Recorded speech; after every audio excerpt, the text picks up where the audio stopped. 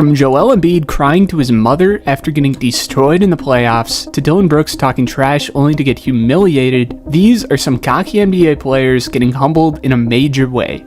And Patrick Beverley got crushed so bad that all he could do was laugh about it. See, Patrick Beverley is one of the most hated players, and for good reason.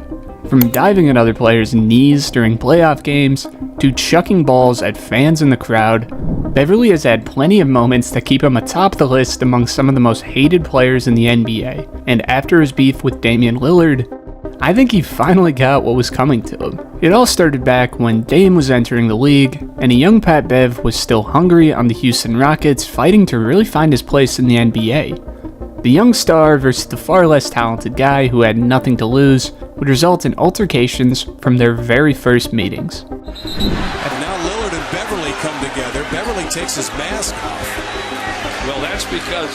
Look at Lillard still talking to Beverly. Yeah, Beverly wanted to refuse. After some bad blood between the two players in the regular season, they faced each other in the first round of the playoffs in the Rockets-Blazers series. Lillard clearly outplayed Beverly, averaging 25.5 with 6.7 assists per game, while also knocking down this iconic game-winning three-pointer at the buzzer in Game 6 to send the Blazers to the second round and to send the Rockets packing. On 3 wins the series. It's Lillard. He got the shot off. Lillard, good! And the Blazers win the series for the first time in 14 years. Throughout their early years, the competitive blood was serious. Pat Bev was one of the only 2 guys in the NBA to bring out any trash talking, according to Dame, and Lillard would go as far as to say he hated the guy. Going up against a defender like him is going to bring the best out of me. I'm always up for that challenge. When he was in Houston those first couple of years, we hated each other. We had some real bad blood. There was a dislike there, but I don't take it personal. I see him do it all the time. Through most of their battles, it was just 2 competitors. Like Dame said, it's nothing personal. Well, that surely changed as the Blazers faced off against the Clippers in a pivotal bubble game during the 2020 restart. With only seconds left, Lillard had a chance to win the game for the Portland Trail Blazers with 2 free throws, but shockingly missed both. Known for his reputation during Dame time in these high-pressure situations, Lillard's rare slip-up sent Patrick Beverley, one of the most vocal agitators, into a mocking frenzy on the Clippers' sideline. Really hit Lillard's iconic Dame Time celebration, taunting him with a wave that echoed back to Lillard's famous buzzer beater against Beverly's former Rockets team in 2014, which had sent Houston home. Marcus Morris even joined in, egging on the Clippers' antics and making it clear they relished in Lillard's very rare stumble. Lillard certainly wasn't fond of Beverly's action, but as the star beefing with the role player, Dame seemed to take the high road. Asking me about Patrick Beverley, who I sent him home before at the end of a game. Paul George just got sent home by me last year in the playoffs. So they know that the reason they reacting like that is because of what they expect from me, which is a sign of respect. And it just shows what I've done at a high clip more times than not. Beverly would then go on to dump gas on the fire, taking to Instagram to comment Cancun on 3 under a post talking about Dame's big misses, before teammate Paul George would come in for another jab. Dame certainly didn't take to the comments too nicely. Following the IG beef, Lillard backed up his words on the court, dropping 51 points against the 76ers in the next game. He then exploded for 61 against Dallas just a couple games later, keeping the Blazers' playoff hopes alive and showing he could deliver in clutch moments under pressure. His performances were huge and really emphasized his previously established reputation, helping his Blazers secure the 8th seed and make it to the play-in game against the Memphis Grizzlies. In the meantime, Beverly and the Clippers were busy putting together one of the biggest playoff choke jobs ever. After going up 3-1 against the Denver Nuggets, the Clippers would completely collapse in front of the world. And let's just say that Dame didn't forget about the words that were said. Pat Bev was the biggest meme in the NBA after talking a world of shit and not being able to back it up. But at the very least, Beverly didn't mind being the butt of the joke. And I know y'all thirsty too, because I heard y'all, but I be seeing y'all all in my Instagram comments talking about some Cancun on 3. Now, you know I'm a real one, so I'm talking about it's so funny, so I appreciate it. But yeah, I be hearing y'all, man. That shit's funny, man. At least Beverly took the joke lightheartedly, which is certainly not the same for Joel Embiid, who ended up bawling like a little girl in the tunnel after getting sent home earlier than expected. Joel Embiid came into the league with a major chip on his shoulder. After putting the Sixers on the map a bit after a decade of absolute misery, Embiid was definitely outspoken when entering the NBA. From his ongoing beef with the Boston Celtics to taunting other big men, Embiid built a reputation for himself as a controversial foul baiter basically from the second he entered the league. But his beef with the Toronto Raptors and Marc Gasol were when his antics finally caught up to him. The tension between the two began to surface during the 2018-2019 regular season, when Embiid made comments about his ability to dominate Gasol, calling him out in interviews and emphasizing that he could take advantage of him. Embiid's comments on his skills set the stage for their matchup, particularly as the 76ers aimed for playoff success. As the playoffs commenced, Embiid's brashness clashed with Gasol's seasoned experience. During the series, Embiid made several remarks about Gasol's defensive abilities. He criticized the Raptors' defensive schemes, suggesting they were playing reckless and that he was ready to exploit them. For instance, he noted that Gasol's physicality was something that he was prepared for, but also insinuated that he could easily maneuver around it. Gasol in turn maintained a composed demeanor, focusing on his role as a defensive anchor for the Raptors past his days as a star. He had a history of guarding elite centers, held with the Defensive Player of the Year award in his past in his 7'2" frame. Gasol was probably one of the best matchups you could ask for in the NBA at that time. After a season where Joel's individual dominance absolutely soared to over 27 points per game while earning MVP discussions, it's clear that Joel was thinking that this was his year to win. And with the 76ers' huge additions of Jimmy Butler and Toby Harris, these guys were all the way in. However, the Raptors had some other ideas. With the obviously massive addition of Kawhi Leonard, these Raptors had one of the best scoring punches in the NBA, who also absolutely shut down Ben Simmons when assigned. In retrospect, Ben Simmons certainly receives a heaping amount of blame for his shortcomings in this series, averaging just 11 points per game. But what you really don't hear about too much is how Joel Embiid got absolutely suffocated. Scoring just 17 a game, of course 10 points under his season average, and shooting just 37% from the field, the Sixers may have had the most talented starting five outside of the Warriors, but these guys got straight up outplayed, and at the head of it was the defensive impact that Gasol had on the floor. Embiid just straight up couldn't score on him. Well, I guess a timely shot from Kawhi helped out as well. It's off to Leonard, defended by Simmons. Is this the dagger?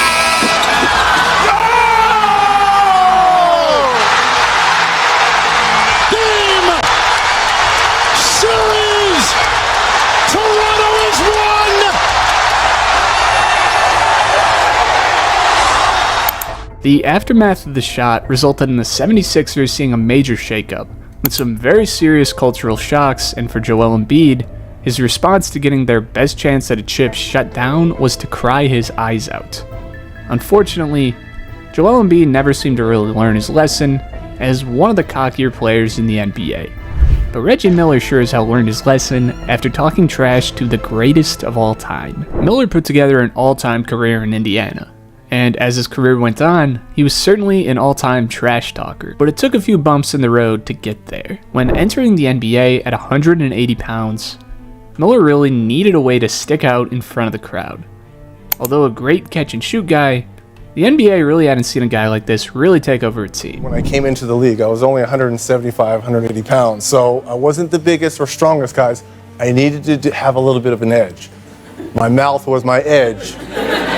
And Miller had a bit of an ego to him coming out of UCLA, and during a matchup with the Chicago Bulls in a preseason exhibition, this was on full display. As Jordan would just go through the motions in an exhibition game that he didn't care to play in, MJ would finish the half with just 4 points, and Reggie Miller would finish with 10. Getting the better of the man who the world was telling him was the best in the league, Reggie let the greatest of all time know that this was going to be his league to take over. He said, so at half, I have 10, and he has 4 points, right? And I'm doing all this talking. He's like, okay.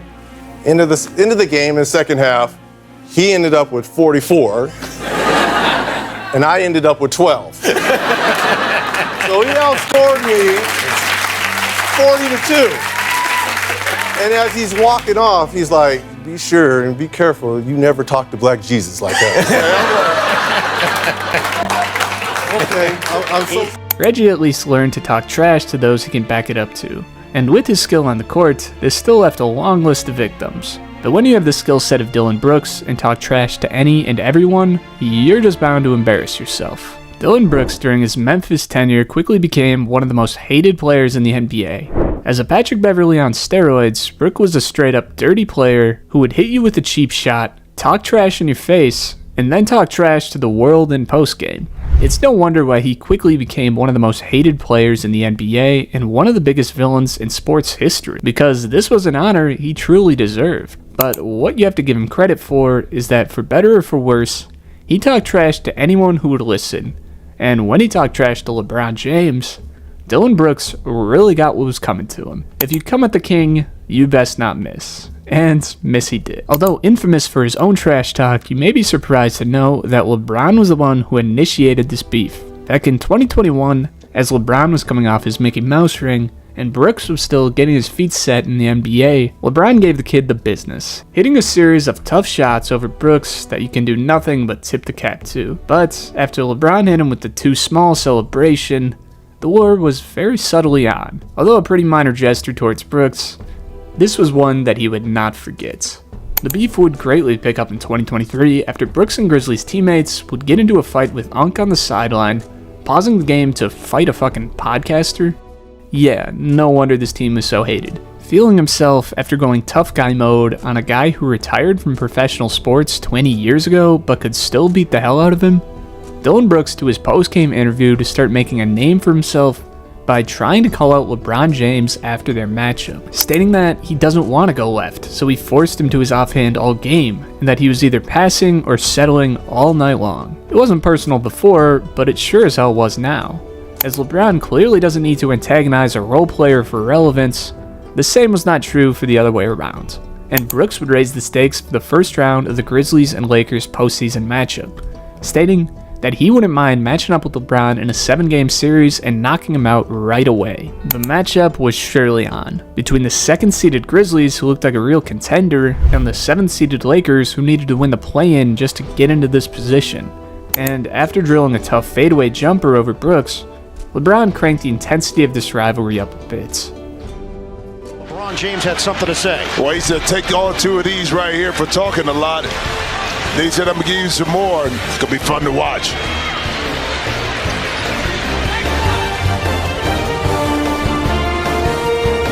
LeBron may have caught fire for a bit, but it was clear that when they are matched up, Brooks could certainly be a bit of a disruption, and as Brooks hit a few big-time shots late game, the Grizzlies took home the W, and Brooks was the one to get the last laugh in Game 2. Initially on this hit, or you'll see it in a moment, after the stare down by Brooks, and LeBron just wouldn't return the favor. Yeah, but I think after one good game as like the 7th best player on the team, Brooks took to postgame once again to take shots at LeBron James. But this time, his attacks were even more personal. I don't care, he's old. You know what I mean? I was waiting for that. I was expecting him to do that Game 4, Game 5. He wanted to say something when I got my 4th foul. He should have been saying that earlier on. But, you know, I poke bears. I don't respect no one until they come and give me 40. Dillon had a clear bone to pick with LeBron, and was using the name and reputation of James to propagate his own at a time where his team was finding some success. And the trash talking did not stop there. He's not at the same level as he was when he was on Cleveland, when he won championships, Miami. LeBron, as you can expect, was set on keeping this beef on the floor, and wasn't one to take personal shots in interviews at a guy who wasn't on his level. But after not getting the attention he wanted, Brooks took his shenanigans even further. While reaching for the ball, Brooks proceeded to punch LeBron in the privates in the night to follow, being ejected from the game and refusing to comment on why the hell he just did that. The most fired up James had been all postseason might have come after a game-sealing and one over Brooks in Game 4 in the night to follow. After sinking a clutch layup to tie the game in the final seconds of regulation, James took over in overtime. With Brooks defending him, LeBron barreled down the lane, powered through contact, and finished at the rim. As the shot dropped, LeBron James let out a fierce yell, flexing as the Lakers seized a commanding 3-1 series lead. For the second straight game, Brooks refused to face the media after a tough loss. The Lakers went on to clinch the series in 6 games, but not only that, with a 40-point differential, completing a 6-game upset of the 2 seed from a 7th seed. After closing the door on the series, LeBron chose the right time to start talking trash to Brooks, taking a parting shot on Instagram saying, "If you see me fighting in the forest with a grizzly bear, help the bear."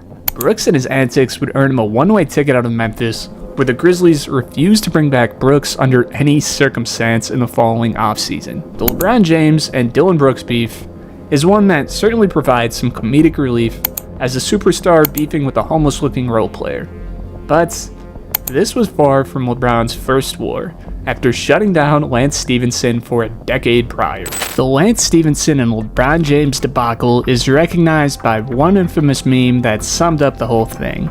But what if I told you that this beef went far, far deeper than that? Stephenson was easily the most notorious LeBron James pest ever, and at times it was hard to deny that Stephenson was damn effective at it. This was certainly an all-time beef that gets crazier and crazier the more you dig into it. See, in the grand scheme of things, like Brooks and James, the two were on completely different career trajectories. LeBron James was putting up all-time numbers as a guy who was a top player in the league from the day he entered it. Lance was a career role player who in many ways never found a real consistent role in the NBA.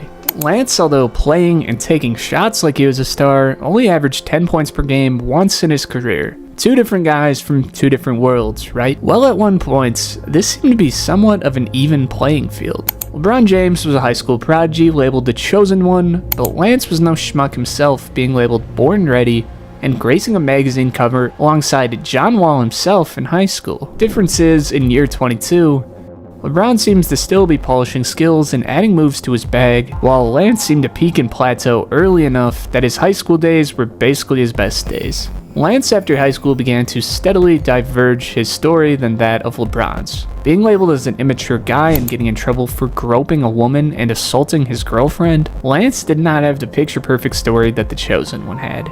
And it's safe to believe that there was a bit of envy here. Lance would ride the bench in his early days in the NBA, and it was from the bench that Lance would ignite the beef between the two.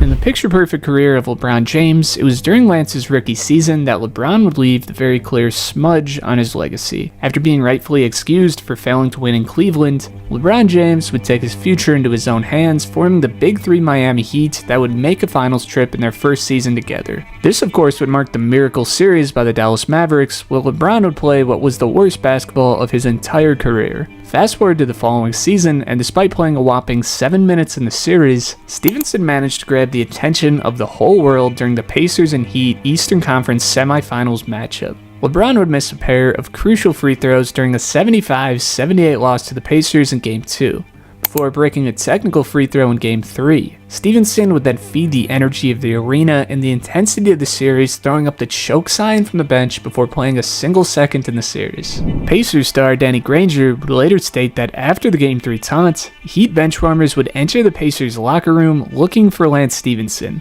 but when questioned about it, LeBron refused to give the trolling any attention before giving the Pacers 40 the following night, and beating them by 30 in Game 5. But during that Game 5 blowout, Lance would finally clock some time on the floor, and legends say that the Heat did not forget about what he did. This is Price. Oh, look out. Pittman slipped. A bit of an overreaction for sure, but lesson learned. Don't mess with LeBron James. LeBron would go on to beat the Thunder in the 2012 NBA Finals, and Lance Stephenson was a nobody. Well, following an injury to Danny Granger, this opened a spot in Indiana's rotation, where Lance Stephenson would conveniently slide in, jumping from 10 to 30 minutes per game. As PG would break out, Hibbert and David West would hold down the blocks, and George Hill filled out the other starting spot. Stephenson in the starting lineup would help the Pacers run all the way to the Eastern Conference Finals, where despite being completely outmatched, the Pacers, through hard-nosed plays and taking any advantage that came to them, were able to turn this thing into a war, and Stephenson defined this through and through.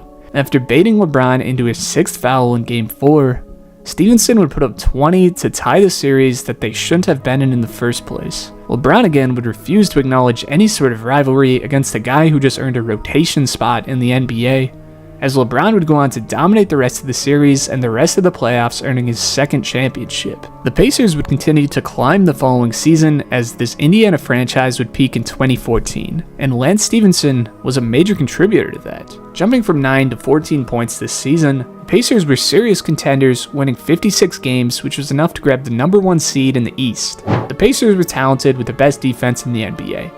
But upon matching up with the Miami Heat again in the following season, the Big Three Heat were the obvious favorites over a Pacers team whose offense revolved around a 23-year-old Paul George.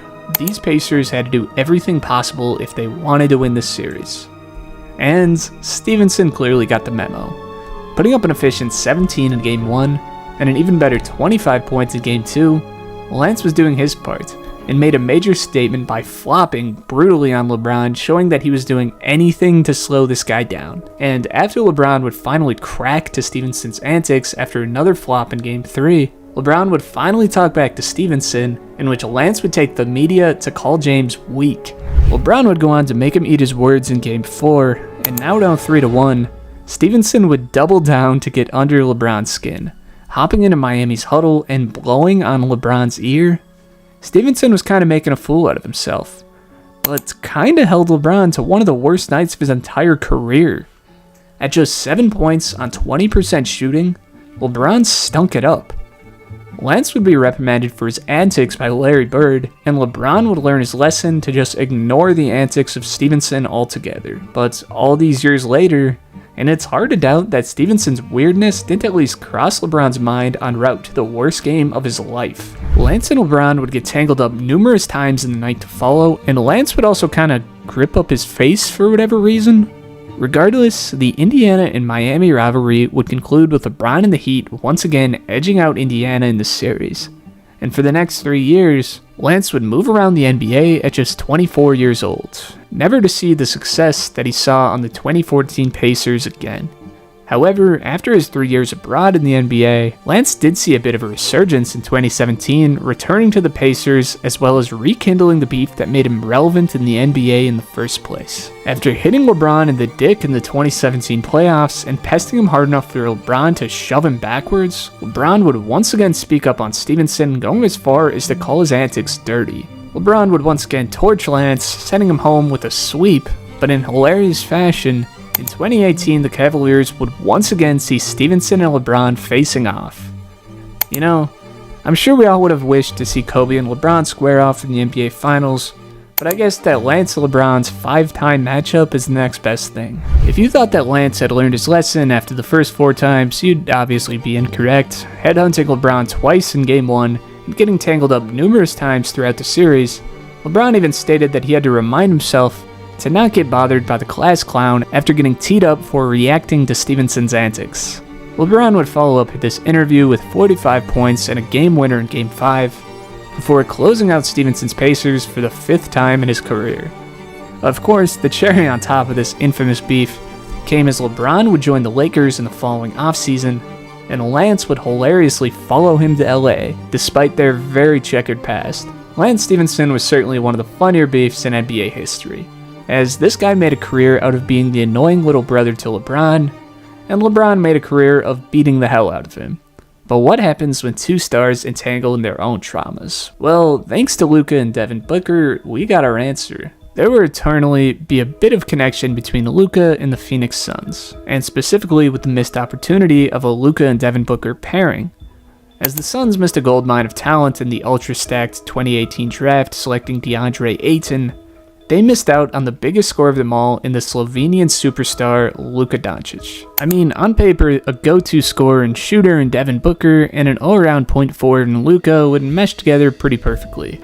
But now on competing franchises, these two would build a rivalry that only one could win. The matchup took place in 2022, where after a 2-0 lead in the series, the Suns seemed a bit overconfident. Coming off of a season on the cusp of greatness, losing to the Bucks in the NBA Finals on the back of a historic run from Giannis, the Suns seemed set on picking up where they left off after a 64-win regular season. The game plan was pretty simple against the Mavericks. Get Luka in a screen and roll action, force him to guard the ball.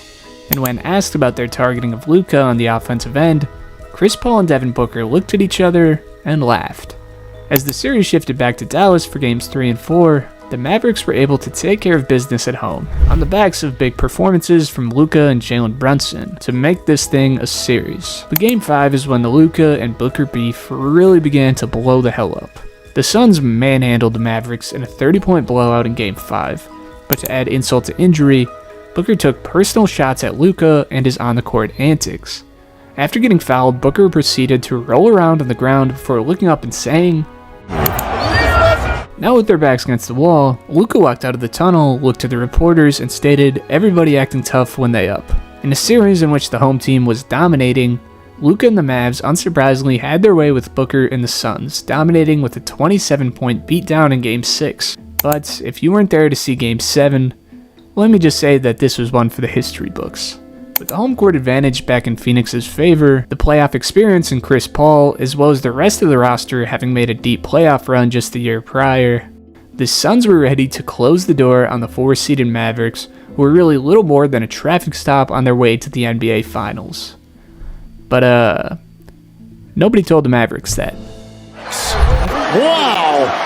Doncic and the Dallas Mavericks are going to the Western Conference Finals. I think this Reddit comment sums it up pretty good. Mavs came out and played some of the best on-ball defense I have ever seen. They were trapping Booker and Paul and forcing the ball out of their hands. Dallas also shot out of their mind. Luka was hitting fadeaways over Ayton, Dinwiddie came off the bench and had like 10 straight points.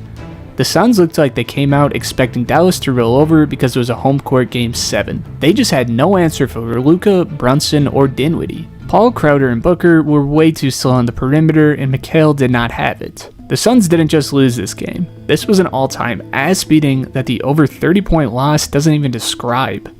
The Suns finished the half with a 30-point deficit as Luka outscored the whole roster. At halftime, their season was literally over. Getting beat down by as many as 46 points at one point during the game, this was one of the most humiliating performances in basketball history, and threw off the Suns' championship timeline so hard that ever since that, they've basically been forced into a series of dumb decisions that have ruined their once promising franchise. Don't be dumb like the Suns, and check out my last video right here, and thanks for watching.